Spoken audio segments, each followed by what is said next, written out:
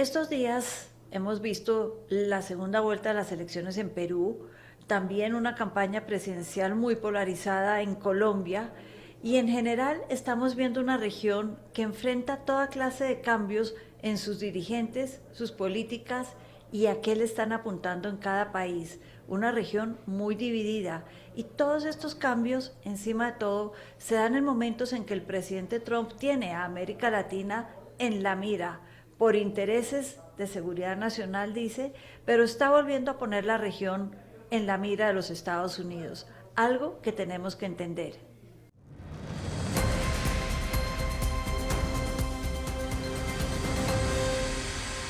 Para entender estos cambios, esta posición de Estados Unidos, me acompaña hoy Rafael Piñeros, doctor en estudios políticos, experto en temas de América Latina y profesor de la Universidad Externado.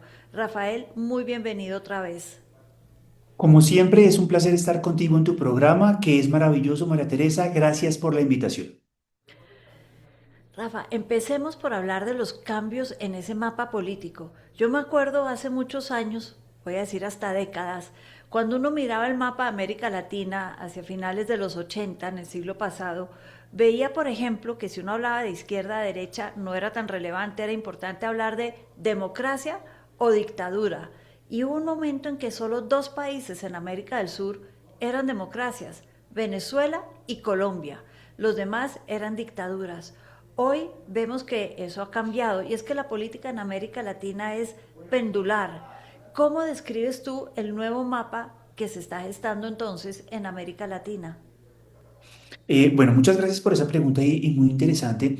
Yo creo que es un mapa en el que en términos generales la situación cambió y cambió relativamente para bien. Hoy hay más elecciones, hoy hay una participación mayor de la ciudadanía, al menos en la gran mayoría de estados. Es difícil para ojos de un público amplio y diverso reconocer que en Cuba, por ejemplo, hubiese una democracia. Yo personalmente no lo creo, como tampoco lo creo en Nicaragua. Pero en términos generales, en otros países que lograron superar conflictos, estoy hablando de Guatemala, por ejemplo, en Colombia, estamos bajo un gobierno de centro izquierda que está finalizando el próximo 7. Y por supuesto, en otros países nosotros observamos al menos un juego democrático, relativamente competitivo, en el cual participan partidos políticos de distintas tendencias, en el cual hay una lógica particular de participación. También difícilmente era difícil incluir como democracia a uno de los países que tú señalabas en la década de los 80, que era Venezuela. Creo sin duda alguna que la descomposición institucional de ese país afectó, en especial desde el 2015, los procesos políticos y con ello reconocer a ese país como una democracia. Vamos a ver cómo se produce esta transición bajo el mandato de Delcy Rodríguez y, por supuesto, como tú lo señalabas muy bien, en países como Perú el próximo 7 de junio, en Colombia el próximo 21 de junio y en Brasil en noviembre de este año 2026 se llevarán a cabo elecciones. Cierran el ciclo electoral o el ciclo político, digamos, 2022-2026, en el cual gobiernos particularmente de centro izquierda, gobiernos alternativos, estuvieron en la gran mayoría de países en el poder. Eso ha venido cambiando y eso refleja un elemento positivo. Yo creo que la alternancia político-ideológica, yo creo que ver nuevas caras y que la ciudadanía tenga la posibilidad de participar y de darle un mandato de confianza a quienes lo han hecho bien, en ocasiones pueden ser de derecha, en ocasiones pueden ser de izquierda, o de castigo, y por supuesto buscar opciones distintas a la que está en el gobierno, pues es algo que es normal y que sucede en otros lugares. Yo creo que esa alternancia de la que hablas, sumada al hecho de reconocer cuando hay un cambio ideológico en el país como resultado de las elecciones, es el corazón de la democracia y es a lo que le apunta la democracia en la región. Ahora, dicho eso, te hago una pregunta, esos cambios, esa alternancia, hoy en día la estamos viendo por diferentes razones. Yo diría que una de las principales es el descontento económico en gran parte de la región, pero también juega acá un papel importante la idea de seguridad, una región que de alguna manera se percibe a sí misma cada vez más insegura y está buscando quién sea capaz de garantizar esa seguridad. ¿Cuáles crees tú, si son estos, si son otros, cuál es tu opinión frente a los temas que están empujando, sobre todo esos cambios para la alternancia democrática? Yo creo que en efecto tu diagnóstico es acertado y es preciso. Considero que en términos generales la década del 20 para América Latina ha sido una década muy complicada. Ha sido una década complicada porque inició bajo la pandemia, posteriormente otra transformación profunda geopolítica global y que tiene implicaciones en América Latina fue la invasión de Rusia a Ucrania, un aumento fuerte de los fertilizantes, lo cual encareció la producción de alimentos. Todos los países tienen una muy fuerte matriz de producción de alimentos y en particular los hechos de la región de Oriente Medio ampliada desde el 2024 con los ataques terroristas de Hamas, la posterior respuesta de Israel, los enfrentamientos directos entre Israel contra Irán, Israel y Estados Unidos contra Irán en el 2025 y durante este año, pues han generado un escenario geopolítico global muy complejo, inestable, de bajo crecimiento económico, de dificultades generales en todas las regiones, incluso en los países de economías emergentes o en aquellas economías emergentes que tenían unas buenas perspectivas. Estoy hablando de China, estoy hablando de India, estoy hablando de Sudáfrica, con procesos complejos. Y a nivel regional, ¿qué pasa? En este ciclo 2022-2026, los gobiernos no tuvieron la posibilidad de impulsar, en parte por los problemas geopolíticos globales y en parte por la dificultad para promover una transformación profunda en los sistemas productivos. Lo vimos de manera importante en Brasil, es decir, tampoco es que haya hacia dónde echar mano, algunos incentivos para la producción local. Eh, Creo también que la competencia y la competitividad en los mercados internacionales se hace cada vez más compleja. Los productos industriales de los países latinoamericanos compiten y lastimosamente a veces no en las mismas condiciones con países del sudeste asiático, Malasia, Indonesia, que producen más barato, que producen incluso mejor y eso nos genera dificultades. Entonces, por supuesto, como tú lo señalas, la situación a nivel nacional ha sido compleja, altos niveles de endeudamiento, bajos recursos para inversión pública y privada, pues generaron que el ciclo en general no fuera bueno.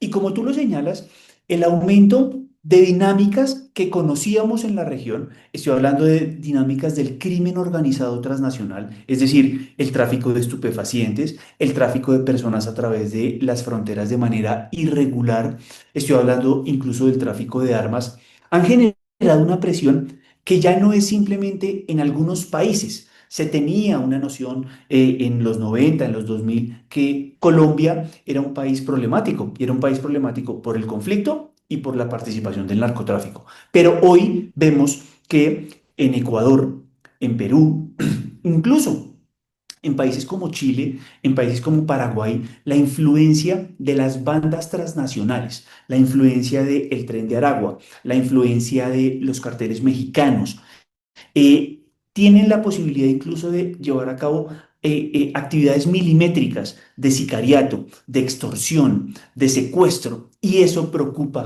y altera a sociedades que tradicionalmente estaban tranquilas, en el caso de Chile, por ejemplo, el caso de Uruguay, y que hoy ven con profunda preocupación. Entonces, ese mix de asuntos económicos y sociales no resueltos y de difícil solución, más un aumento en la percepción de inseguridad, un aumento en los delitos y crímenes de alto impacto, genera que hoy la ciudadanía, al menos en las respuestas que ha habido en Chile, en Ecuador, en otros lugares, pues generen que tal vez aquellos candidatos y aquellas propuestas de más fuerza coercitiva por parte del Estado tengan éxito en los procesos electorales. Tú me hablas de un Chile que conozco bastante bien y de estos cambios, la seguridad como el gran motor, el gran, llamémoslo la locomotora que jala estos cambios en la política en la región. Pero estamos viendo que esta semana también hubo grandes protestas en Santiago, precisamente en contra de un gobierno más de derecha que ha tomado una posición muy fuerte en contra de estos dramas de la seguridad, del microtráfico que hay en ese país que no existía antes. Y estamos viendo que hay que buscar un equilibrio, y te voy a hablar de dos equilibrios. uno interno frente a lo que venían o lo que estaban acostumbrados en estos países, llamémoslos más de centro izquierda, en cuanto a la gente, a los temas de seguridad un poco más laxos en pro de unos derechos garantistas frente a la comunidad, y lo que estamos viendo como resultado del crecimiento de estas nuevas amenazas, que no son tan nuevas, pero sí tal vez en su violencia en muchos de estos países. Entonces estamos hablando de gobiernos que tienen que empezar a buscar un equilibrio sin ir a un lado o al otro, que va a ser un reto, por lo menos para lo que queda de la década. Pero te voy a hablar de otro equilibrio que yo creo que también hay que buscar en América Latina, y es que nombraste varios países cuando estabas hablando ahorita, y yo creo que en América Latina estos nuevos mandatarios que llegan de un lado y del otro van a tener que buscar y ser exitosos, pienso yo, en un equilibrio entre China y Estados Unidos. ¿Cómo ves tú esa carrera para América Latina? China, Estados Unidos, ¿qué hacer? Yo creo que los equilibrios nunca son equitativos y nunca van a ser 50-50.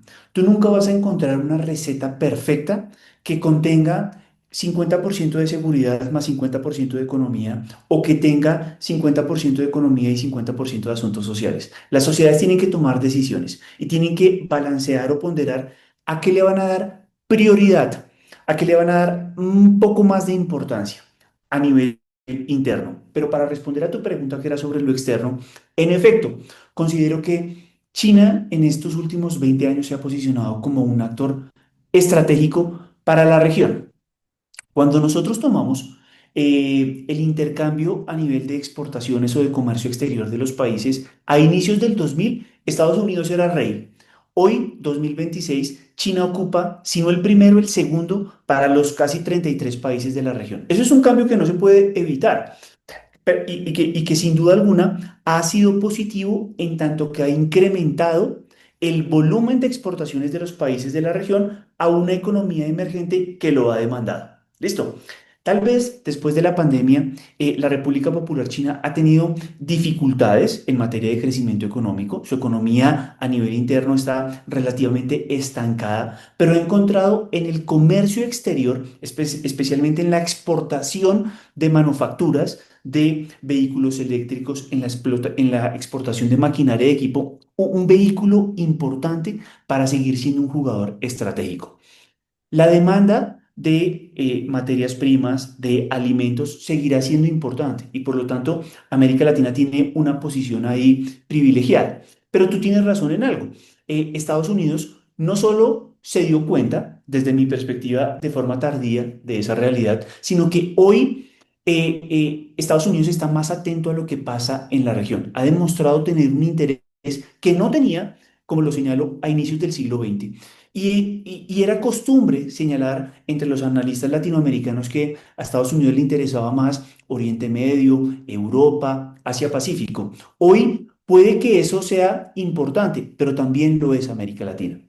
Las acciones que llevó a cabo el 3 de enero de 2026 en Venezuela, la presión significativa a Cuba y un mayor involucramiento, no solo del Departamento de Estado, sino incluso del presidente en distintos procesos electorales, en diálogos directos, incluso para suavizar las relaciones. Lo vimos con el presidente Petro, lo vimos con el presidente Lula. Hacen que Estados Unidos busque al menos retomar una iniciativa político-diplomática que había relegado. En términos económicos, creo que la tiene incluso un poco más difícil, porque China se ha convertido en un aliado firme, en un aliado confiable desde el punto de vista económico y comercial. Puede generar esa confianza también ciertas dificultades, especialmente para países con industrias relativamente amplias, como Argentina, como Brasil, especialmente en la industria automotriz, y eso también puede generar debates internos acerca de si China, o de si hay que poner límites a la importación, es decir, hablando desde América Latina, de partes, autopartes o de vehículos eléctricos chinos, ¿no?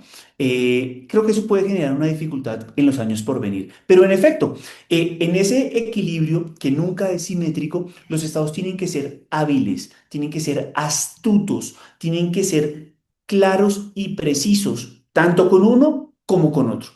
¿Por qué? Porque desde América Latina creo indispensable teniendo una buena relación con Estados Unidos. Es la potencia hemisférica, es la potencia que es el mercado más importante para los productos latinoamericanos, pero también para las dinámicas migratorias. Millones de latinoamericanos envían remesas a los Estados Unidos. Millones de latinoamericanos tienen negocios e intercambios con ese mercado. Pero al mismo tiempo, China se consolidó.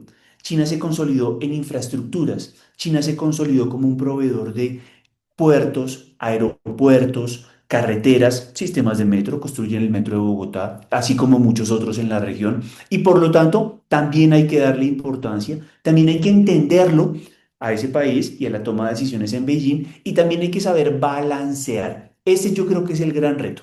¿Por qué? Porque hay gobiernos que llegan en ocasiones con unos discursos, podríamos llamar confrontacionales, otros en búsqueda de seguir manteniendo un escenario con varios jugadores. China y Estados Unidos son importantes, pero otros también pueden apelar a la Unión Europea, pueden apelar a Francia, Alemania. Hay países que históricamente tienen muy buenas relaciones. Y otros tal vez quieren reafirmar una posición en la cual Estados Unidos sea primero entre pares. Entonces creo que en esos tres escenarios, entre confrontación con Estados Unidos, entre mantener un conjunto de cartas abiertas, de amplias opciones políticas y diplomáticas, también económicas, y de, por supuesto, una mayor cercanía, pues los estados elegirán cuál mix o cuál combinación les es más útil, teniendo en cuenta, por supuesto, Rápidamente, que Rafa. que cada una puede tener algunos costos derivados de dificultades en materia de relacionamiento externo. Rápidamente, porque se nos acaba el tiempo, tú nos das una magnífica presentación de cómo América Latina, que era la pregunta, tiene que balancear ese equilibrio entre China, Estados Unidos y muy interesante los nuevos poderes. Pero si lo miramos desde la óptica de Estados Unidos, que sí, ha buscado ser otra vez relevante en América Latina, todo esto está atado a un presidente, el presidente Trump, que ha lanzado lo que se conoce ahora la doctrina Monroe con D de Donald, que dice que además de ese interés en América Latina, es que América Latina tiene recursos que por lógica casi que geográfica deberían ser explotados por Estados Unidos y no otros. Estamos hablando del petróleo en Venezuela, puede haber algo de minerales críticos como el litio en Bolivia, en Chile, en Perú, en fin, numerosos recursos. Muy rápidamente, porque ya estamos con muy poquito tiempo, ¿cómo ves tú el impacto que puede tener esta doctrina en todo este juego democrático, estos cambios políticos en América Latina? Yo creo que Estados Unidos debe aplicar una política en dos niveles, ¿no? Uno, en mostrarse atractivo, es decir, en proponer. Y en dos, el segundo será tratar de bloquear que China o empresas chinas tengan el control de la exploración y de la explotación de esos recursos que tú estás señalando.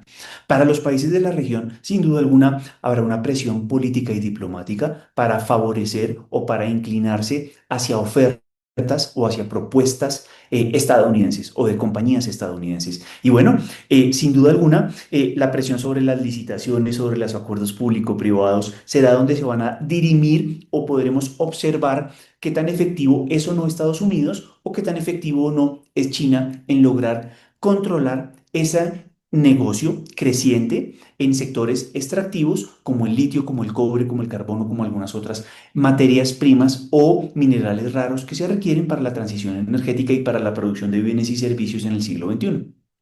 Pues Rafa, muchas gracias por una visión, debo decirlo, bastante balanceada de lo que debe ser, y acá hago énfasis en el deber ser de la política y la democracia en América Latina.